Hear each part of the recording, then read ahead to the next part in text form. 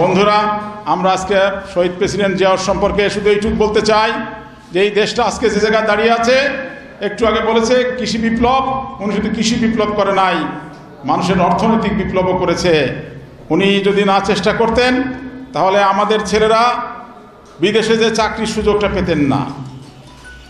এই যে আজকে যে আমাদের ফরেন কারেন্সিতে আসে, সৌদি আরব সহ সারা পৃথিবীতে যে আমাদের ছেলেরা চাকরি করে, এই সূচনাটা কিন্তু প্রেসিডেন্ট জিয়াউর রহমান সাহেব করেছিলেন। নগদ পেমেন্টে 500 টাকা পর্যন্ত ক্যাশব্যাক আর লেনদেনে প্রতিদিন ডিপ ফ্রিজ এবং ঘন্টায় ঘন্টায় এসি টিভি সহ দারুণ সব গিফট। এবং খাল কেটে ইরি ধানের চাষটা ওনার হাতে শুরু হয়েছিল। অনেক কাজ বলতে গেলে অনেক সময় লাগবে, আজকে এসে বলার দিন না, আজকে ওনার জন্য দোয়া করার দিন, তাই আমি ওই লাইনে যাব না।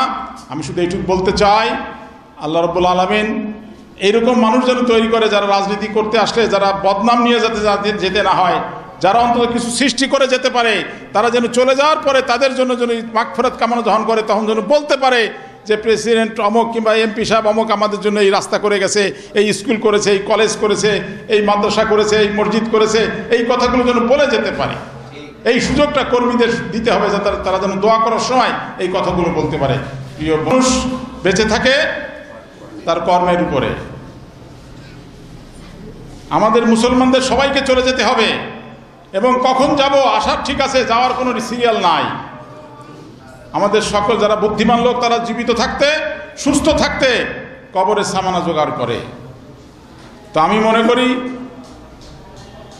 শহীদ প্রেসিডেন্ট জিয়াউর রহমান সাহেব তার জীবনের কবরের সামানা জোগাড় করে গেছেন। আজকে যেসব ছেলেরা তার জন্য কোরআন পড়লেন, 44 বছর আগে এদের বাপেরও জন্ম হয়েছে কিনা সন্দেহ, আজকে তার ছেলেরা তার জন্য কোরআন খতম দিয়ে দোয়া করলেন।